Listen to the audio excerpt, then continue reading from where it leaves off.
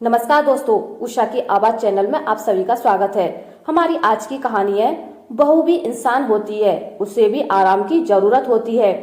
सचिन और नेहा एक दूसरे से बहुत प्यार करते थे। धीरे धीरे समय बीता।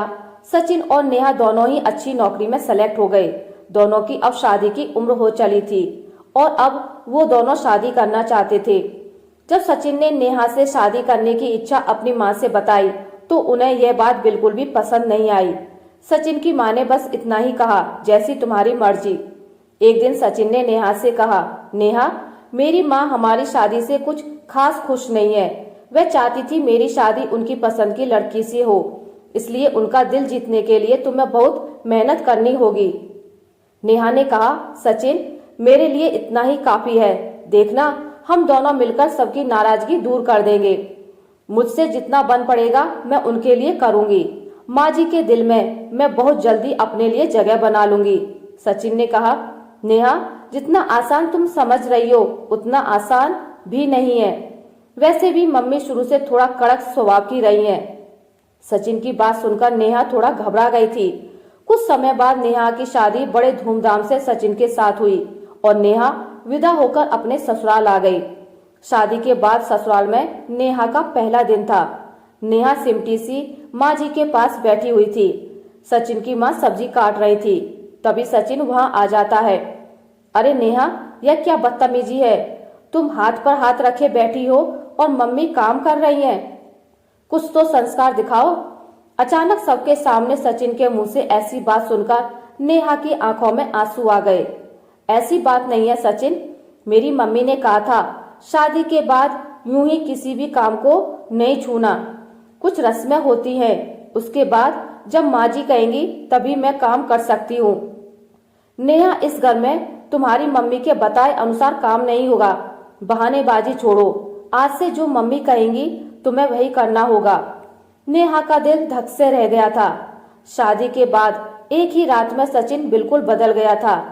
जिसके प्यार में उसने अपना सब कुछ पीछे छोड़ दिया था, वह तो लगता था उसका रहा ही नहीं। ज्यादा बहस करने का कोई अर्थ नहीं था। नेहा उठकर अपने कमरे में आ गई। ऐसा कैसे बोल सकता है सचिन? लेकिन अब चाहे जो हो जाए, मुझे सबका दिल जीतकर इस घर में हिस्सा बनना है। आंखों से बहते आंसुओं को पोंछकर नेहा शाम को माँ जी के पास पहुंच गई।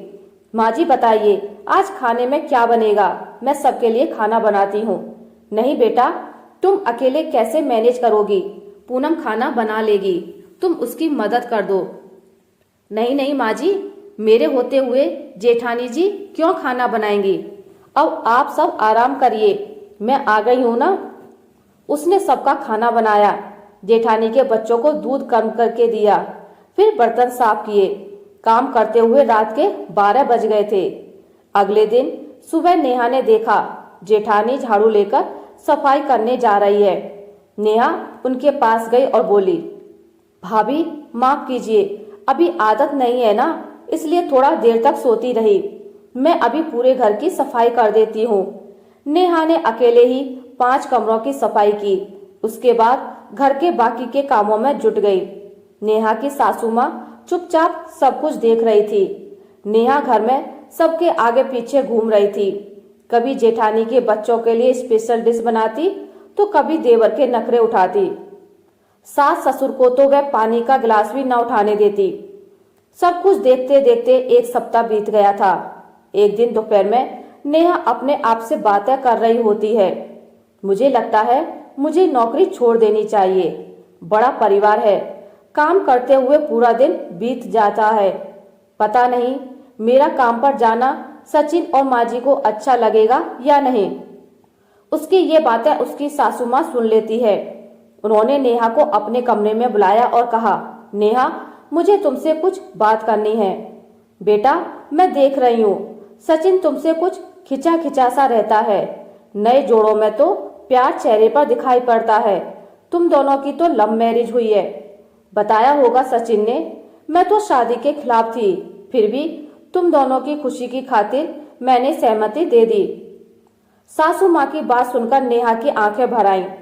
माना मैं आपको पसंद नहीं हूँ, लेकिन माँ जी, मैं आपसे वादा करती हूँ मैं आपको कभी शिकायत का मौका नहीं दूंगी। नेहा, तुम घबरा क्यों रही हो? ऐसा तुमसे किसने कहा कि तुम मुझे पसंद नहीं हो? बस मैं अपनी जाति के बाहर शादी करने में हिचक रही थी। तुम तो बहुत प्यारी हो, कोई तुम्हें पसंद ना करे ऐसा हो ही नहीं सकता। लेकिन यह सचिन को क्या हुआ है? वो कहते हैं मैं उनका ध्यान नहीं रखती, उन्हें समय नहीं देती, बस इसलिए। देखो बेटा, मैं और तुम्हारे ससुर जी 4 धाम यात्रा पर जा रहे हैं। 2 दिन में हम निकल जाएंगे। हमें लौटने में समय लगेगा। जाने से पहले मैं तुम्हें कुछ समझाना चाहती हूँ। इसे तुम अपना गृह प्रवेश का तोहफा समझ लो।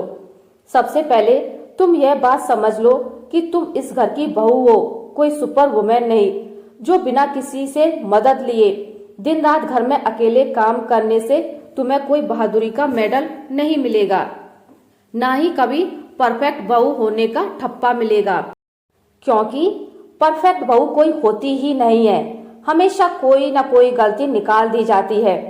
तुम्हारी भावना मैं समझती हूँ बेटा, लेकिन सबका बोझ अपने कंधों पर लेकर चलोगी तो थक जाओगी और फिर वहीं से संबंधों में खटास आनी शुरू हो जाती है। अगर तुम्हारी ननद और भाभी तुम्हारी किसी काम में मदद करती हैं तो कभी मना मत किया करो। मदद की जरूरत तो सबको होती है, इसमें कोई बुराई नहीं है। मिलजुल कर काम करने से काम अच्छे से होता है और प्यार भी बना रहता है। घर को चलाने की जिम्मेदारी अकेले तुम्हारी नहीं है, घर सबका है, तो जिम्मेदारियां भी सबको मिलकर उठाने दो। और जेठानी को तो यहीं रहना है, कल को तुम्हारे भी बच्चे होंगे, फिर इतना समय दे पाओगी गुड्डी और बिट्टू को? वह दोनों उसकी माँ की जिम्मेदारी है।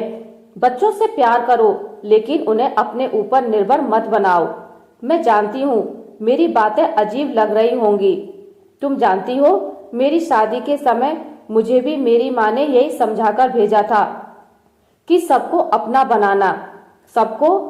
बनाने के चक्कर में मैं सबके आगे पीछे घूमती थी और अपनी मदद करने से मना कर देती थी। फिर धीरे धीरे सबने मुझसे पूछना ही छोड़ दिया। शुरुआती कुछ साल तो सब कुछ ठीक रहा, लेकिन मुझ पर भी 3 बच्चों की जिम्मेदारी आ गई। कहने को तो घर में सास ससुर, पति देवर, जेठ जेठानी, सबसे भरा पूरा परिवार था। लेकिन एक समय ऐसा आया कि वे हर काम के लिए मुझ पर निर्भर हो गए। अपने बच्चों की परवरिश, घर के काम करते हुए मुझे लगता कोई तो हाथ बटाता, लेकिन उनसे अब किसी भी तरह की उम्मीद नहीं की जा सकती थी। मैं सुबह से लेकर रात तक चक्कर घन्नी बनी घूमती, लेकिन तब भी कोई खुश नहीं होता था। मैं जितनी भी कोशिश करती, कुछ ना कुछ छूट ही जाता था। जिसका भी कोई एक भी काम छूट जाए, मैं एक बुरी पत्नी या भाभी, माँ बन जाती थी। पति के साथ संबंध भी कड़वे हुए। यह सब करते करते मैं अंदर से टूटने लगी। पति से भी शिकायत नहीं कर सकती थी। आखिर जो कुछ भी हो रहा था उसकी जिम्मेदार मैं खुद थी। मैंने ही कभी किसी को कोई काम करने की आदत नहीं डाली, इसलिए मुझे जीवन भर भुगतना पड़ा। शारीरिक और मानसिक थकान कुछ समय बाद बच्चों पर चिड़चिड़ाहट के रूप में निकलने लगी और बच्चे की नजर में मैं हिटलर माँ बन गई। तुम ये गलती मत करना। बहू भी इंसान होती है, उससे भी आराम की जरूरत होती है। तुमसे कभी कोई नहीं कहेगा कि तुम 2 पल आराम कर लो। अपने कल के लिए आज से ही सब ठीक कर लो। और अभी तो तुम्हारी नई नई शादी हुई है, लव मैरिज ही सही। शादी के बाद एक दूसरे को समय देना बहुत जरूरी है। अभी से गलत फहमियों को अपने रिश्ते में जगह मत बनाने दो। साथ घूमो। अभी तो सुमन यहाँ है, घर की जिम्मेदारियां हम सब मिलकर संभाल लेंगे। तुम अभी से ज्यादा तनाव मत लो। और हाँ, तुम्हारे आने से पहले भी तो ये घर चल रहा था।